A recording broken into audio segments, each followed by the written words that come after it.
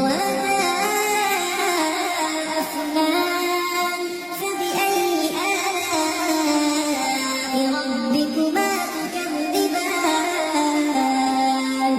فيهما عينان تجريان فبأي آلاء ربكما تكذبان فيهما من كل فاكهة زوجان فبأي آلاء ربكما تكذبان متكئين على فرش بطائنها من استبرق وجنى الجنتين دان فبأي آلاء ربكما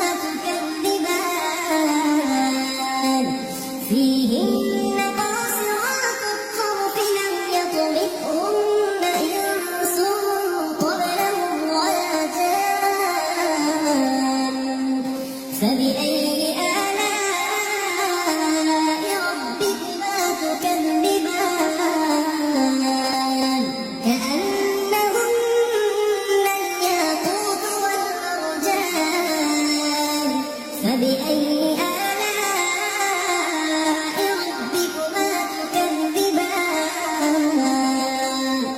هل جزاء الإحسان إلا الإحسان فبأي